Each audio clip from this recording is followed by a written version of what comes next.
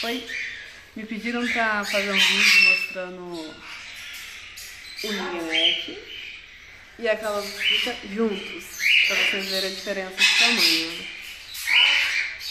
Ó, esse é o Bill. Né, Bill? Né, Billzão? Como você tá? Você tá bem? E a calopsita. Eu vou tentar colocar os dois juntos. Vamos ver se não vão ter medo um do outro. Vai fazer carinho nele? Ele quer fazer carinho em você. Deixa ele fazer carinho em você. Deixa. Deixa ele fazer carinho. Dá pra ver basicamente o tamanho de um do outro? Não muda tanta coisa. Não muda muito, mas o ring-neck é mais encorpado.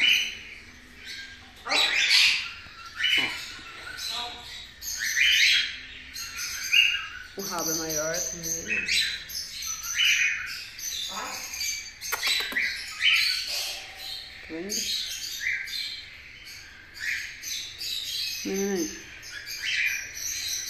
Vai pra perna.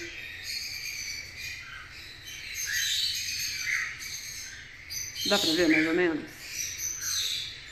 Não sei se dá pra notar muita diferença. Tem diferença, claro que tem. Mas não é muito, como o pessoal acha, não. Opa! Onde você vai, filha?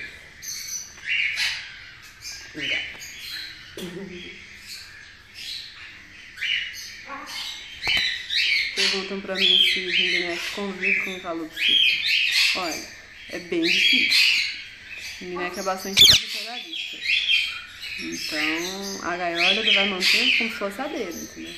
Tudo que tem ali ele vai dominar. Isso é dele. O Bill, ele é muito bonzinho. A gente pegou ele com 3 aninhos já. 2, 3 aninhos. E ele acostumou muito bem com as calopsitas, com agapornis, com tudo. Então, assim, dá pra fazer a adaptação, entendeu? Dá pra ter esse convívio, só que assim, a partir dos 3 anos que eles começam a aceitar mais. Porque de 1 a 2 anos, eles têm a fase chatinha deles também, com 6 meses, começa a fase chatinha deles. Eles começam a ficar meio rebeldes, entrando na adolescência. Então eles têm isso. Depois passa. Não pode parar de manter um contato com eles. Não pode deixar de ter o carinho, né? Senão eles não voltam. Mas dando carinho, eles voltam tranquilos. E depois eles ficam mais tranquilos. Todas as aves, depois de certa idade, ficam mais calmas também, né? Que nem cachorro, gato também.